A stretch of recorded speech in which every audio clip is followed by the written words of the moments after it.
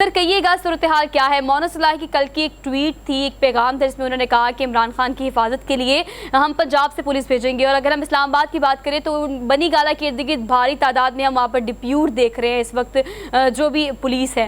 क्या सूरत हाल हो सकती है? मजीद गिरफ्तारियाँ, राना सनाउल्लाह की जानिब से कहा जा रहा है कि हम मजीद गिरफ्तारियाँ करेंगे जिन्होंने भी शहबाज गिल के उस पैगाम की तायीद की है। तो 13 अगस्त की इस कॉल की वजह से ये हैपनिंग्स हो रही हैं, क्या किस तरह से देख रहे हैं आप?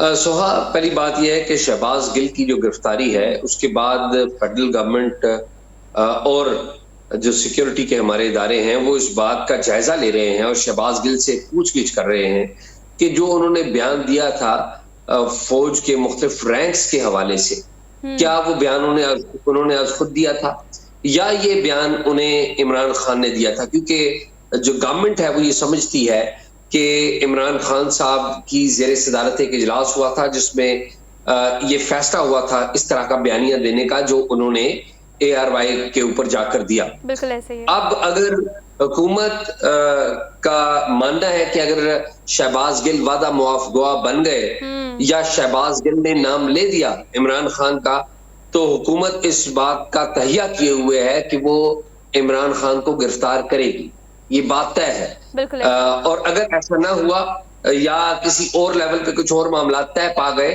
तो फिर ये मामला यहां से रफा दफा हो जाएगा। जो 13 अगस्त की आपने बात की कि जो पाकिस्तान तहरीके इंसाफ का जलसा हो रहा है, देखिए पाकिस्तान तहरीके इंसाफ एक मकबूल जमात है और पाकिस्तान तहरीके इंसाफ का जो बयानिया है वो लोगों में मकबूल है, इसमें कोई डाउट नहीं है। लेकिन at the same time Pakistan Tehreek-e Insaf इस वक्त बयानिए के एतबार से एक तजब्जब का शिकार भी है। उन्हें समझ में नहीं आ रही कि वो बयानिया क्या ले।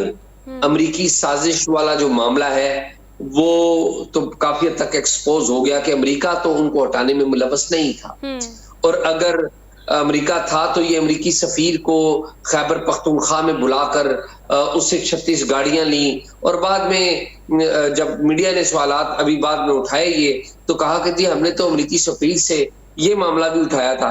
भाई एक तरफ आप इल्जाम लगा रहे हैं कि अमेरिका ने आपकी हुकूमत हटाई, दूसरी तरफ आप उनके सफीर से 36 गाड़ियां वसूल कर रहे हैं, अपने सूबे में मुख्तलिफ जो प्रोजेक्ट्स हैं उनका इफ्तिताह करवा रहे हैं। आप हैं किस तरफ या आपका बयानिया है क्या? और अगर ये बयानिया ठीक है तो फिर अमरीकी सफीर को बुलाना ठीक नहीं था। तो इस वक्त मेरे ख्याल में एक कंफ्यूजन है। पब्लिकली तो बड़ा स्टैंड बड़ा मजबूत है, यानी कि जो पब्लिक हमारी को बताया गया 70 साल की साजिश हुई, अमेरिका मुखालफ एक बयानिया, कतर की जंग इसलिए हार गए थे कि अमेरिकी बेड़ा नहीं आया था, ये हुआ था वो हुआ। एक 70 साल में लोगों को हमने झूठ बोल बोल के एक लोगों के ज़हन तैयार किए हुए हैं। हमारी आज भी निसाब की किताबें उठाएं, तारीख के बिल्कुल बरअक्स है, तारीख में तारीखी असबाक से बिल्कुल बरअक्स है बाज उनके हिस्से। तो वो जो कुछ पढ़ाया जाता रहा है उसकी वजह से PTI का बयानिया बड़ा मकबूल है, लेकिन ये कोई आसान सूरत हाल भी सोहन नहीं है। ये एक बड़ी मुश्किल सूरत हाल है। इसलिए मुश्किल सूरत हाल है कि आपकी इकोनॉमी का एक बड़ा चैलेंज है, गो के डॉलर पीछे की तरफ जा रहा है, लेकिन ये सस्टेनेबिलिटी उसी वक्त परमानेंट होगी जब आपके यहाँ पॉलिटिकल स्टेबिलिटी परमानेंट होगी। एजाज साहब ये कहिएगा कि आप बिल्कुल ठीक कह रहे हैं, ज़रा सी हम देखते हैं कि सूरत हाल सस्टेनेबल होती है, हम देखते हैं सियासी तजब्जुब मज़ीद बढ़ जाता है। इस सारी सूरत हाल में आपने गिरफ्तारी की बात की, ये एक बहुत बड़ा क्वेश्चन मार्क है फिलहाल कि इमरान खान की गिरफ्तारी हो सकती है या नहीं। लेकिन राना सनाउल्लाह ने कल किसी निजी TV चैनल पर बैठ कर ये कहा कि जिसने भी शहबाज गिल के इस स्टेटमेंट की तायद की है उन सबको गिरफ्तार किया जाएगा और गिरफ्तारियाँ हो सकती हैं। ऑल दो इमरान खान की कल की स्टेटमेंट जो है सर वो ये थी कि मुझे नवाज शरीफ पार्ट 2 बनाने की कोशिश की जा रही है, उनको नाअहल किया जा सकता है तो मुझे भी नाअहल किया जा सकता है, और वो अगर सामने नहीं रहे तो ये सारी सूरत हाल और ये प्रोपेगेंडा करने की कोशिश की जा रही है। सबसे बड़ी जमात जो पाकिस्तान की सियासी जमात है उसको और इदारों को लड़ाया जा रहा है। ये सारी सूरत हाल आप किस तरह से देखते हैं? उनकी इस सूरत में ये स्टेटमेंट कहाँ जाती है, कहाँ स्टैंड कर रही है? देखिए सोहा, राना सनाउल्लाह साहब ने तो खुद मुझे बताया है, मेरी उनसे मुलाकात हुई थी तो उन्होंने खुद मुझे बताया कि वो तो मुसम्मम इरादा किए हुए अगर कोई चीज मिली और गवर्नमेंट ने अगर उनको इजाजत दी तो वो इमरान खान साहब को जरूर गिरफ्तार करेंगे। एक बात। दूसरी बात यह है कि इमरान खान साहब ने मौकफ अपनाया है कि उनको और फौज को लड़ाया जा रहा है।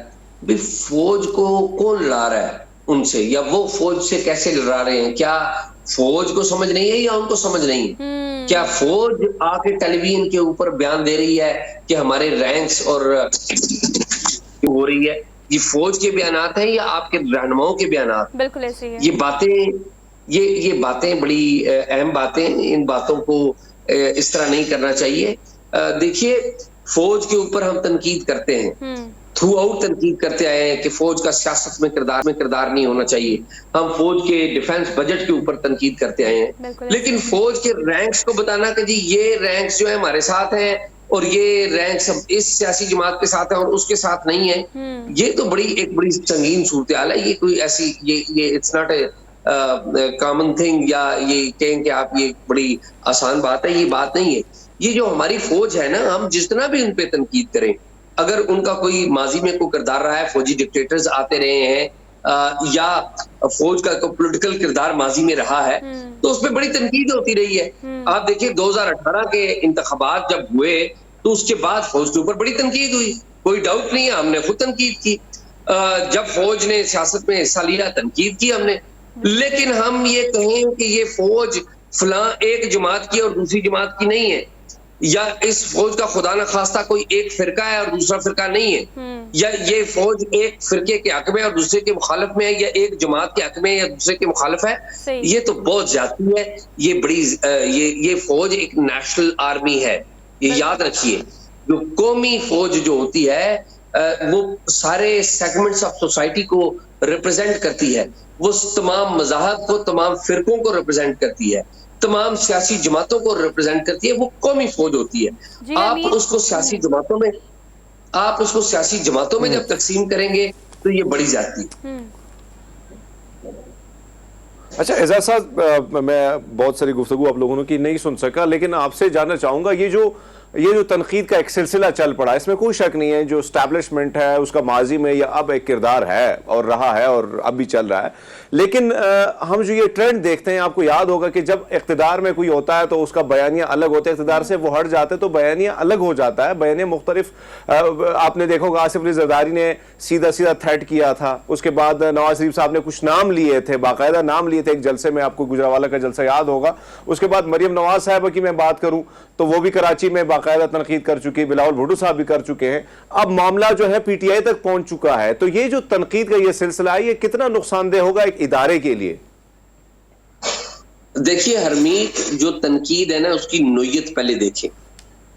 पाकिस्तान पीपल्स पार्टी ने, मुस्लिम लीग नून ने, JUI-FE ने और बाकी जमातों ने फौज के ऊपर तनकीद क्या की? उन्होंने फौज के ऊपर तनकीद ये की कि आपका सियासत में कोई काम नहीं है, ये है उनकी तनकीद। उन्होंने कहा कि आपने 2018 के आम इंतखाबात में मुदाखलत की, आपका ये काम नहीं है, सियासी जमातों के खिलाफ कार्रवाइयां करना आपका काम नहीं है, ये तनकीद है उनकी, और ये जायज तनकीद है। हमने देखा ऐसा हुआ, इन्वॉल्वमेंट होती रही। लेकिन पाकिस्तान तहरीके इंसाफ की क्या तनकीद है? इमरान खान साहब ये फरमा रहे हैं कि आप न्यूट्रल क्यों हैं? न्यूट्रल तो जानवर होता है, ये कह रहे हैं वो। आपका आईन कहता है फौज का अपना एक किरदार है और वो है सरहदों की हिफाजत। आइडियोलॉजी की भी नहीं, सरहदों की हिफाजत लिखी हुई है वहां पे, ठीक है। इमरान खान साहब कहते हैं आप न्यूट्रल मत हो, मेरे साथ आके खड़े हो जाएं और मुझे इक़्तिदार में वापस लेके आए।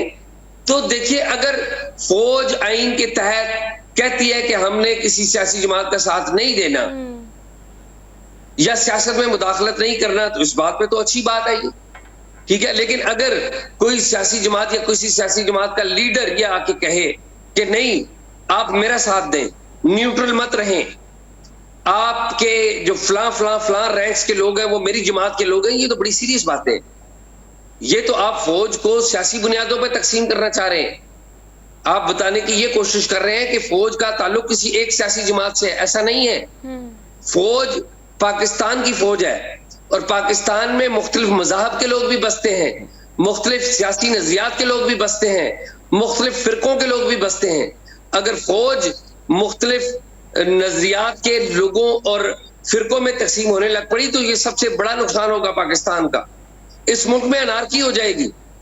तो ये देखिए कि तनकीद की नोयत क्या है। दूसरी बात, बिल्कुल ठीक बात है आपकी, कि जब हमारे सियासतदान इक़्तिदार में आते हैं तो उनका नुक्ता नजर कुछ और होता है, और जब वो इक़्तिदार से हटते हैं तो उनका बयानिया कुछ और हो जाता है। बिल्कुल, सूरत हाल ऐसी है कि हमने हमेशा ये देखा है, और ये बात बार बार हमने आगाज़ में अपने प्रोग्राम की भी की, कि हम उन तमाम नुमाइंदगान को, उन तमाम पॉलिटिकल लीडरान को, जब वो जमात में होते हैं, जब वो हुकूमत में होते हैं तो किस तरह की बात करते हैं, जब वो अपोजिशन में चले जाते हैं तो बयानिया 360 के एंगल से डायमेंशन एकदम चेंज हो जाती है। अच्छा एजाज साहब, ये कहिएगा कि मैंने आगाज़ में इस चीज़ का जिक्र किया कि ये जो ममनुआ फंडिंग केस है जिसको हाई कोर्ट में अब चैलेंज कर दिया गया है, इस पर असद उमर ये और बयान भी देते हैं, मतलब बयान पे बयानबाजी जारी है। वो कहते हैं कि इमरान खान को नॉकआउट करने के लिए हमें नया आइन बनाना पड़ेगा। मतलब आप आइन को इतना फॉर ग्रांटेड लेते हैं, वो किसी भी जमात से आपका ताल्लुक है, आप इक़्तिदार में हैं या नहीं हैं। इस स्टेटमेंट को आप कैसे देखते हो? ये चैलेंज करने के बाद क्या फायदा हो सकता है पीटीआई को? देखिए, पीटीआई ने अगर कोई रिलीफ अगर पीटीआई को मिलना है तो वो अदलिया से मिलना है। दूसरी बात यह है कि फॉरेन फंडिंग केस में क्या ये बात एस्टैब्लिश नहीं हुई कि जो फंड्स पाकिस्तान तहरीक इंसाफ की तरफ आए हैं वो गैर मुल्की अफराद और फर्मों ने दिए हैं? क्या ये बात एविडेंस कि पूरी दुनिया में मनी लॉन्ड्रिंग के हवाले से जो शख्स अमेरिका और बरतानिया में मतलूब है, अमेरिका में मतलूब है, बरतानिया में गिरफ्तार रहा है, अबराज ग्रुप का जो सरबराह है, क्या वो पाकिस्तान तहरीक इंसाफ को फंड नहीं करता रहा? यानी कि जो एक डर्टी मनी जिसे कह ले वो इनके पास नहीं आई, फर्म की मनी इनके पास नहीं आई। तो ये बातें तो एविडेंस आ गई सामने कि ये ऐसा हुआ है। अब एविडेंस में कितनी जान है? इलेक्शन कमीशन के फैसले में अगर कोई सुकम है तो उसका फैसला अदालतें करेंगी जो हमारे मुल्क में मौजूद है। इन्हीं अदालतों की इमरान खान साहब तारीफ भी करते रहे हैं। सुप्रीम कोर्ट ऑफ पाकिस्तान का जो 3 रुकनी बेंच है उसकी तो बड़ी तारीफें भी करते रहे हैं। लेकिन जब इसी सुप्रीम कोर्ट ने इमरान खान साहब के डिप्टी स्पीकर की तरफ से, कासिम सूरी की तरफ से 3 अप्रैल को दी गई जो रूलिंग है उसको 7 अप्रैल को मुस्तरद किया, उठा के टोकरी की, रद्दी की टोकरी में फेंक दिया, और 9 अप्रैल को इमरान खान साहब को इक़्तिदार से निकाला गया।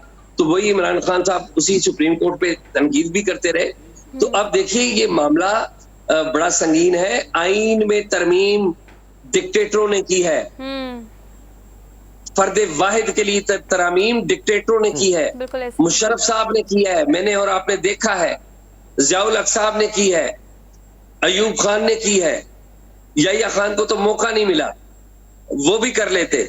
अगर हालात उस वक्त के कतर के हालात बांग्लादेश के खराब ना होते तो वो भी तरमीम कर लेते। मामला यह है कि क्या इमरान खान साहब के लिए, एक फर्द के लिए तरमीम होगी? मेरा नहीं ख्याल कि ऐसा आसान। बहुत आपके काइंड रिव्यूज के लिए। और सूरत हाल ऐसी है कि पाकिस्तान का 75वां योम आज़ादी है। ज़रा एक लम्हे रुके, अगर आप तमाम सियासी सूरत हाल से निकल कर पाकिस्तान के बारे में सोचेंगे किसी भी जमात को, तो समझ आ जाएगा कि अगली स्ट्रैटेजी क्या होनी चाहिए।